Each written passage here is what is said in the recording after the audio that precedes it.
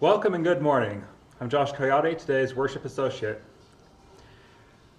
We are bringing us Reverend Kevin Carson, Drew White, and I are bringing you this service from the Church's Sanctuary.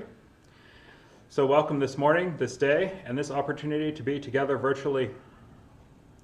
Our weekly announcements are, first, we would like everyone to sign into the chat box to the right of your screen. This will let us know who is joining us. We will be having sorrows, concerns, and joys later in the sermon. At that time, Drew will read those that came in earlier, and we will invite any other sorrows and concerns and joys.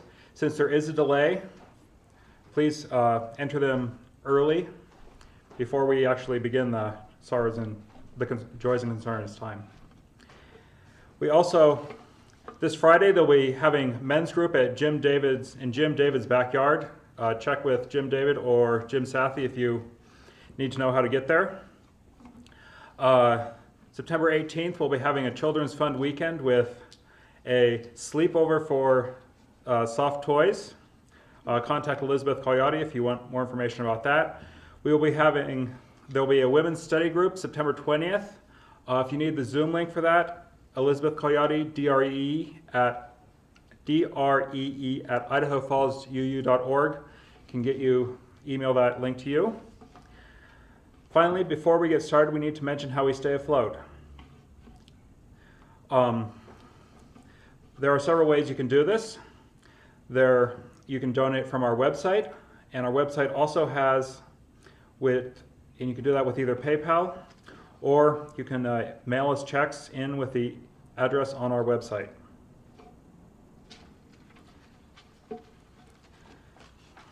Thank you for any donations you send in.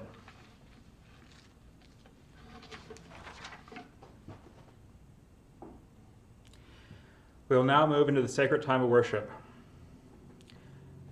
As I ring the peace bowl 3 times, take deep breaths and relax so we can move into worship.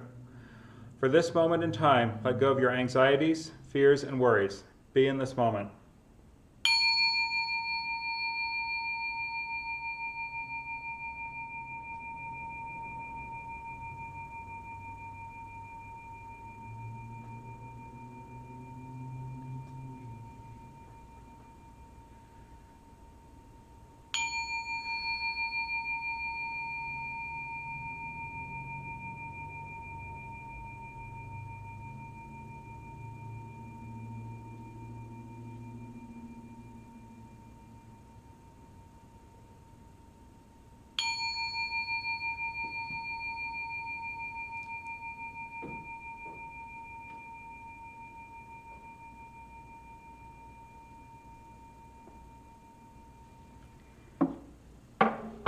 We will now begin with our prelude.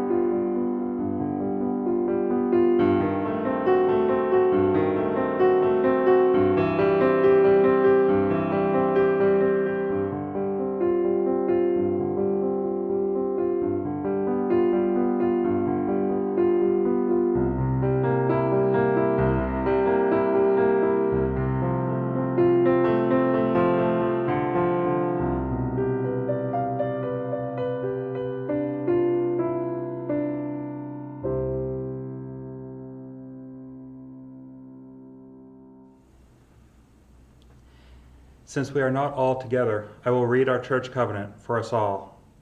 It is also printed in the order of service if you would like to read along. Love is the spirit of this community, and service its law. This is our great covenant, to dwell together in peace, to seek the truth in love, and to help one another. We will now be lighting our chalice. If you have a candle or chalice available, please light yours along with me. We gather this hour as people of faith, with joys and sorrows, gifts and needs. We light this beacon of hope, sign of our quest for truth and meaning, in celebration of the life we share together.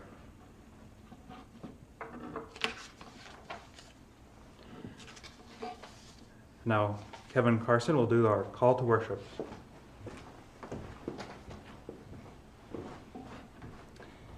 Good morning. Our call to worship this morning is the poem Wild Geese by Mary Oliver. You do not have to be good. You do not have to walk on your knees for 100 miles through the desert repenting. You only have to let the soft animal of your body love what it loves. Tell me about despair, yours, and I will tell you mine. Meanwhile, the world goes on. Meanwhile, the sun and the clear pebbles of the rain are moving across the landscapes, over the prairies and the deep trees, the mountains and the rivers. Meanwhile, the wild geese, high in the clean blue air, are heading home again. Whoever you are, no matter how lonely, the world offers itself to your imagination, calls to you like the wild geese, harsh and exciting, over and over, announcing your place in the family of things. I invite you now to join in our opening hymn, number 38, Morning Has Broken.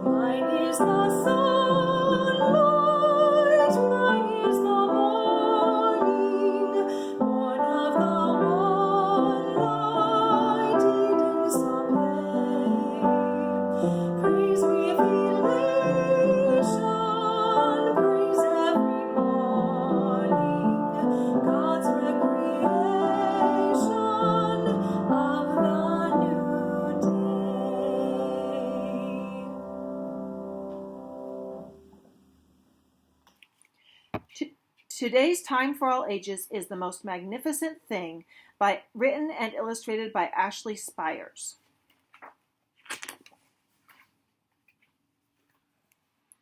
This is a regular girl and her best friend in the whole wide world. They do all kinds of things together. They race, they eat, they explore. She makes things.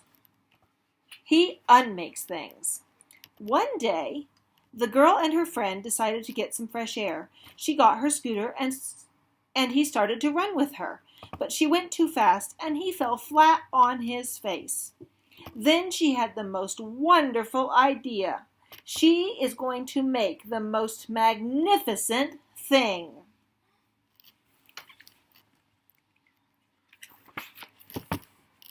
She knows just how it will look. She knows just how it will work. All she has to do is make it. And she makes things all the time. Easy peasy. First, she hires an assistant.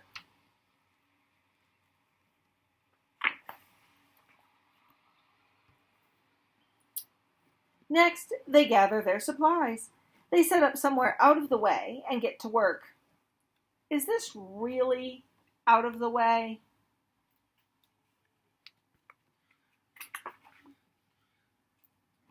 The girl tinkers and hammers and measures, while her assistant pounces and growls and chews.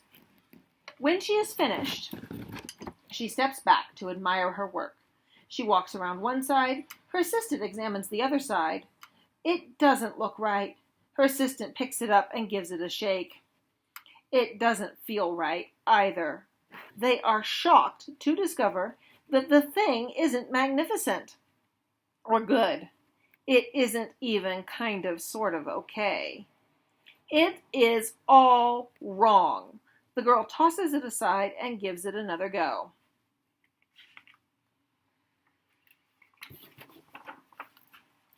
She smooths and wrenches and fiddles. Her assistant circles and tugs and wags. When she is finished, she stands up and takes a good long look at it. Her assistant gives it a nudge with his paw. The thing is still wrong. She decides to try again. The girl saws and glues and adjusts. She stands and examines and stares. She twists and tweaks and fastens.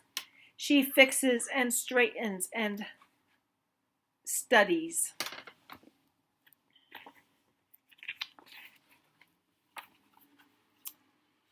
She tries all different ways to make it better. She makes it square. She makes it round. She gives it legs. She adds antenna. She makes it fuzzy.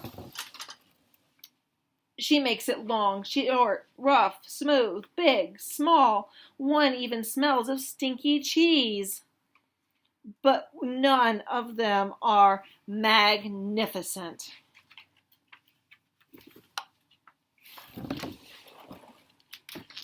Her hard work attracts admirers, but they don't understand. They can't see the magnificent thing she has in her mind. She gets mad.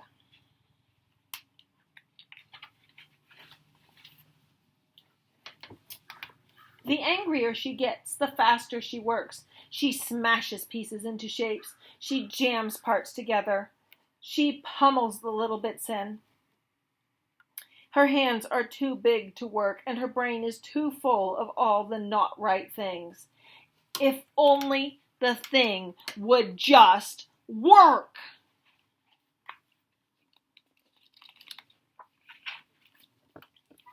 Crunch! The pain starts in her finger. It rushes up to her brain, and she explodes! It isn't her finest moment.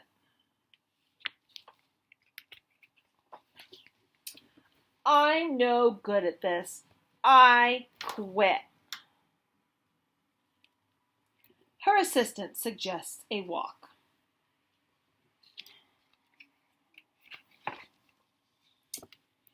It's not much help at first. But before too long, she starts to feel different. Bit by bit, the mad gets pushed out of her head.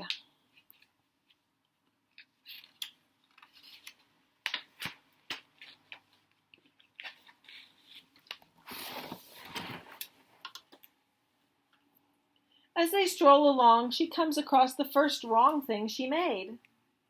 The bad feelings are about to start all over again. Then she notices something surprising. There are some parts of the wrong thing that are really quite right. the bolts on one, the shape of another, the wheel-to-seat ratio of the next. There are all sorts of parts that she likes.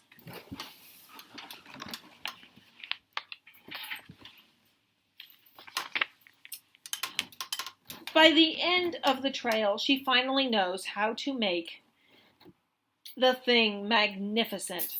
She gets to work carefully. She works carefully and slowly, tinkering, hammering, twisting, fiddling, gluing, painting. Her assistant makes sure there are no distractions.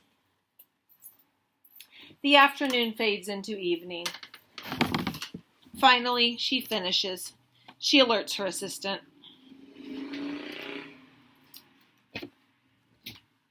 The pair take a good, long look. It leans a little to the left, and it is a bit heavier than expected. The color could use a bit of work as well, but it's just what she wanted. They climb aboard and take it for a spin. They are not disappointed. It really is the most magnificent thing. The end.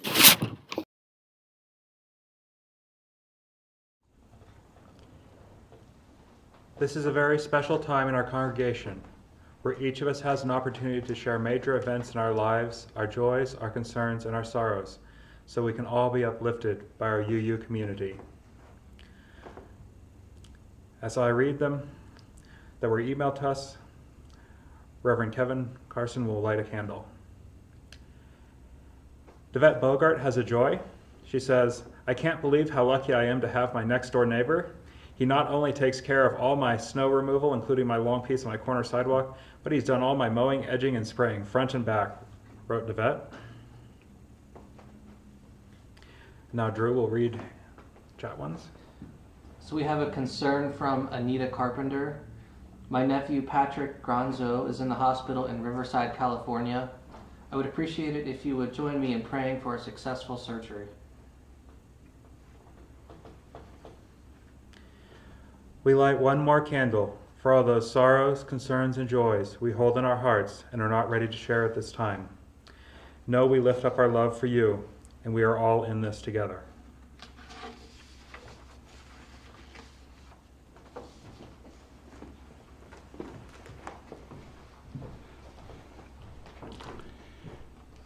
Our reading this morning is an excerpt from the book Backpacking with the Saints, Wilderness Hiking as Spiritual Practice by Belden C. Lane. It is a book I highly recommend that explores the experiential spirituality of nature. He is one of my favorite spiritual writers, and if you ever have an opportunity to attend one of his workshops, I think most of you would really enjoy it. Lane writes, "There are times on the trail when you have to turn back. Nothing is more discouraging. Maybe you've done something stupid, like lost the map. Changing weather conditions may have made it dangerous or foolhardy to go any further. Maybe your gear is soaking wet, or the black flies have become unbearable. Sometimes you simply don't have it in you to go on. Whatever brings you to that point, you admit defeat and grudgingly head back toward the trailhead. As I think back on my failure to climb Mount Whitney, I find comfort in the fact that John Muir didn't make it on his first try either. On the morning of October 16, 1873, he started out for the peak, leaving his horse to graze in a meadow in one of the lower canyons. After hiking all day, he couldn't find wood to build a fire, so he continued climbing into the night, taking bearings by the stars. By midnight, he wrote in his journal, I was among the summit needles, though still shy of the top. There I had to dance all night to keep from freezing, and was feeble and starving next morning. He finally had to turn back. But a week later, Muir returned to scale the peak by a direct route from the east side. It was the first time anyone had made the ascent. We don't always succeed, but sometimes failure proves to be a better gift. Failure points us back to the true measure of our worth, to something grounded in nothing that we do, but only what we are. The cloud-covered majesty of Mount Whitney, the mountain I didn't climb, will always remind me of that.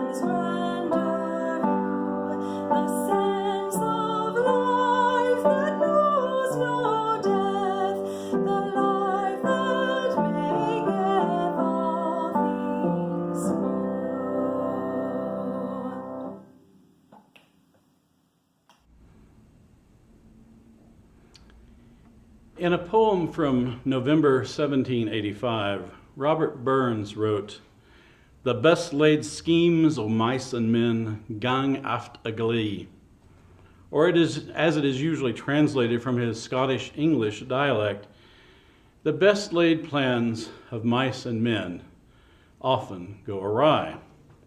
The line comes from the poem To a Mouse on turning her up in her nest with the plow. The context, as the poem's name suggests, is that he is apologizing to a poor field mouse whose nest he inadvertently plowed up while turning the soil in his garden on the heels of winter. Seeing the destroyed nest, he realized that the poor creature would be unlikely to survive the coming cold weather, despite all the time and effort she'd expended in preparing her nest. Her work has been in vain, and she will be forced to accept defeat. It is a harsh lesson in the cruelty of circumstance, to be sure. Life has not been fair. I think a lot of us can empathize with that poor mouse these days. I'm sure each one of you could name more than one best laid plan that has gone awry just this year, be it small or even life-altering. Even the little things seem amplified by the pandemic somehow. Any of us may have to face a catastrophic failure at some point, and almost nobody avoids the pain of grief. But fortunately, the numerous failures we encounter in life's journey rarely result in dire consequences. Most of the time, the worst we are likely to face is disappointment, frustration, anger, and perhaps a sense of guilt or shame. When we fail to achieve our goals, we might suffer financially or professionally in some way, but life usually allows us the grace to recover and move on, though it may take a tremendous effort and considerable time in some cases. It is simply a fact of being human that our best laid plans will indeed often go awry. After all, who among us has not failed to achieve some goal in life? But unless it is truly a fatal turn of events, the lessons we learn from failure can help us better understand what it means to be human. Failures can come in many forms, but I want to broadly divide them into two categories. There are incidental failures, which are failures to complete plans or reach goals due to obstacles or circumstances which may or may not be beyond our control. The second category concerns failures of character, a category that is uniquely human, so far as we know. These are moments when we act in willful opposition to our better selves, what we might call sin in more traditional theological language. Sometimes both kinds of failure can be bound together around a single event.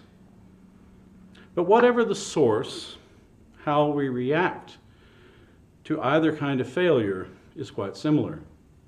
Both can produce very negative emotions, especially fear and shame. And we may find ourselves dwelling on these negative feelings for a substantial amount of time. Even relatively trivial failures can leave us ruminating for days on what we should have done or said differently in some situation. We long for a do-over that will, of course, never come. Sometimes, though, the negative feelings are so profound, they may stay with us for a lifetime.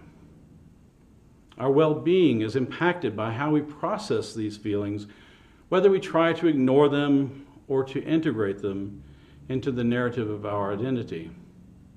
As we do, we must be careful, though, to learn from our failures without letting them define us.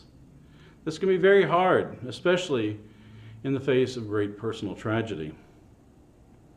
In the reading this morning, Belden Lane uses the idea of the unclimbed mountain or the unfinished trail as an example of a real incidental failure on a small scale, which can be seen as a metaphor for other failures we experience in life.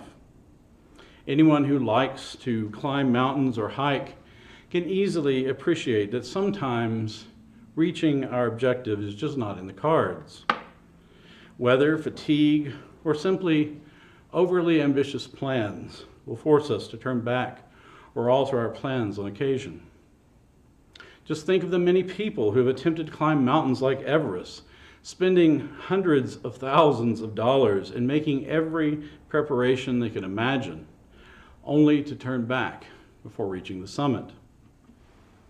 I haven't experienced something quite so expensive, but my wife and I did once travel all the way to Alaska's Denali National Park for a planned multi-day backpacking trip, only to spend one long day hiking in the wilderness before bugging out. For a number of reasons, we decided to radically change our plans and return to civilization. We still had a good trip, but it was not at all what we had planned. I can think of many unclimbed mountains and unfinished trails in my life, and both real and metaphorical, and I'm sure all of you can too. What Lane suggests is that these are useful gifts for helping us see our inherent value and authentic selves. Failure points us back to the true measure of our worth, to something grounded in nothing we do, but only what we are. Who we really are is not diminished by failing to climb the mountain, but this can be hard for us to see sometimes. It is easy to dwell on failure and imbue it with more significance than it deserves. External factors and our own psychological constitution can also leave us trapped in a persona that makes it hard to admit defeat. We create unrealistic expectations for personal perfection, and we can crash very hard when we fall short. As Lane writes, in our consumer-driven society, an image of flawless proficiency is crucial to success. To admit failure in a world that judges value by polished surfaces is to lose your edge as a commodity in the marketplace.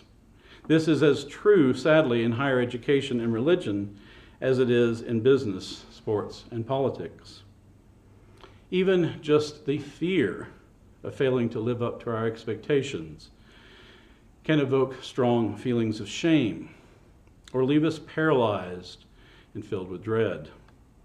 As we learn in his book, Lane's personal struggles with feelings of inadequacy as a graduate theological student at Princeton even evoked thoughts of suicide at one point.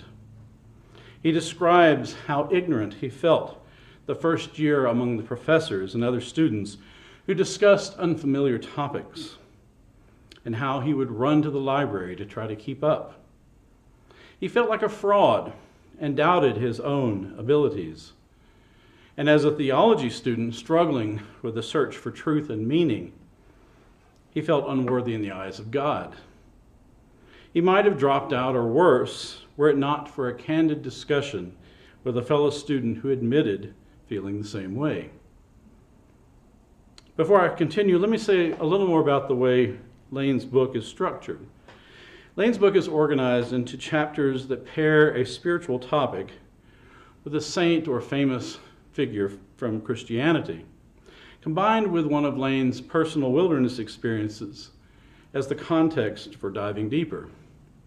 The chapter that inspired this sermon, for example, is titled Failure, Mount Whitney, and Martin Luther. The reason he chose Martin Luther is that Luther's great theological breakthrough was the result of his struggle with his own sense of inadequacy and sinfulness. Luther not only felt he had been a failure in the eyes of his parents by pursuing a monastic life instead of becoming a lawyer, he felt his vocation as a monk was flawed and that he too was unworthy in the sight of God. Then one evening in 1512, Luther was reading Paul's letter to the Romans, and he had a sudden realization that what he did or did not do with his life was not what mattered. What he was, a human being created in the image of God, was all that mattered. And even serious failures of character, our most egregious sins, were not beyond the reach of God's grace. In Christian theological terms, he embraced a doctrine of salvation by grace rather than salvation by works. In other words, we do not need to purchase our salvation through acts of contrition or merit or our deeds. In fact, none of that really mattered. As a Christian, he believed Jesus died for our sins, but we are already worthy of salvation simply because we are human beings. The 20th century theologian Paul Tillich called Luther's epiphany learning to accept his acceptance. This idea that we are all worthy in the eyes of God and faith was all that we really need resonated throughout the Protestant Reformation, of course, and it was certainly central in the theology of our Universalist spiritual ancestors. And though our tradition has become more pluralistic and less Christian over the years, the idea that human beings have a sacred value still echoes in our first principle of Unitarian Universalism, where we affirm and promote the inherent worth and dignity of every person. I try to remind myself of this whenever someone really makes my blood boil. No matter how broken or sinful we feel, or how much we have failed to be our best authentic selves, we possess inherent worth and dignity. And this applies even to those who are so broken or flawed as to behave despicably. Indeed, it is often in the hearts of the most broken among us, those whose failures are many, that we may come to see the sacred light of humanity shining the brightest. We may really have to look hard, though. Lane recounts a wonderful Sufi story to illustrate this point. The disciple of a Sufi master once came to his teacher, saying, "Master, I've done terrible things in my life. I know Allah can never forgive me. What can I do?" "Ah, my son," answered the master, "don't you see? All of us are connected to God by a piece of rope, and one that is the same length for every one of us. When we sin, alas, we cut the rope that connects us to the Holy One. But when we repent, God is eager to tie the pieces back together again. Every time you tie a knot in a rope, of course, it gets shorter. Hence, those with more knots in their rope are that much closer to God. So trust, my son, in the forgiveness of Allah, the merciful, the compassionate one. He loves to tie knots." I like this image of the knots in the rope, which connects us to the divine, despite the theistic language that really doesn't work for me. I think the idea works with or without a divine actor to tie the knots. I think of the knots as markers in our personal stories that note times when we have experienced failures and integrated their meaning into our story. Periods in our lives when we were forced to overcome adversity and disappointment, or make peace with great failures of character. The through line of our story is broken for a time, and we must retie it to continue. Each human being is a story, and sometimes our biggest knots, our greatest failures, become the most interesting and important chapters. They may be gateways to possibilities we never imagined. There's an old Quaker saying, "Way closes, way opens." And sometimes it is only after the way slams shut in front of our faces that we realize we can turn around and look for different opportunities. Perhaps a layoff from employment makes you rethink your career or vocation. Maybe the end of a relationship frees you to be your more authentic self and explore new possibilities. The hard part can be letting go of expectations and being receptive to where life may be trying to lead you. Back in October 2017, I preached an earlier version of this sermon, and I could never have imagined the agonizing despair that would come into my life just 3 months later when we lost our beloved Rachel. In a moment, and without warning, all the plans and hopes we had for her and all her own dreams and aspirations were lost. At the time, I was completing my final requirements for the ministerial fellowship, and I looked forward to entering the search process in the spring of 2018. Everything came to a halt, and there were honestly times I wasn't sure I could continue. I would, of course, give anything for life to have been kinder to our family. But after a lot of soul searching and the help of many people, I was able to retie my rope and keep going. The fact is, were it not for this great tragedy in my life, I probably wouldn't be here with you today. You never know where life's journey will lead. So let the unclimbed mountains, the unfinished trails, the many knots in our ropes, whatever metaphor you choose to use, become a reminder that your failures do not define who you are. They may even make you stronger or wiser. We are not just the knots. We are the whole rope that remains connected to the sacred. We are all worthy and beloved beings, born with inherent worth and dignity.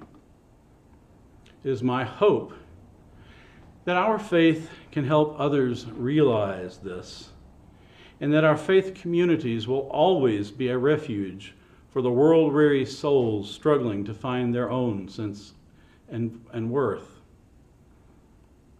I am thinking that one day, if I live to a ripe old age, I might reflect on the lessons of life and write a book titled Trails I Never Hiked to Destinations I Never Reached. I'm sure it would be a real page-turner, filled with a wisdom that only the grace of failure can teach. I invite you to join in our closing hymn, number 6, Just as Long as I Have Breath.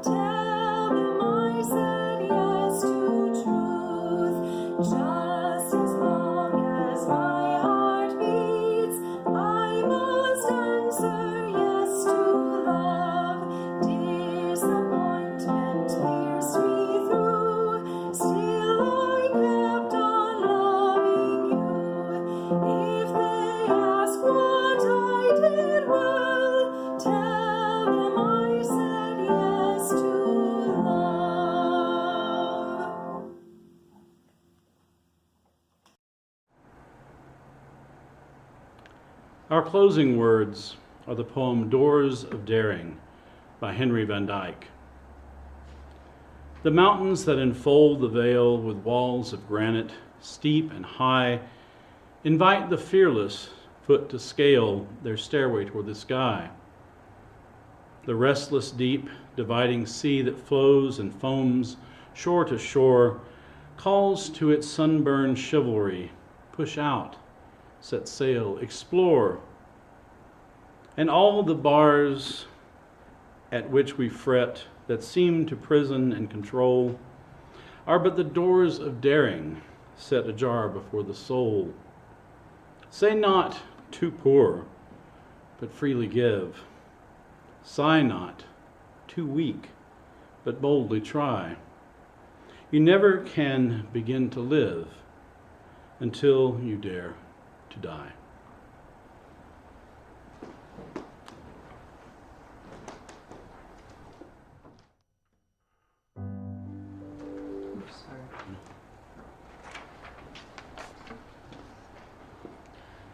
We will now extinguish our chalice with the following words. We extinguish this flame, but not the light of truth, the warmth of community, or the fire of commitment. These we carry on our hearts until we are together again.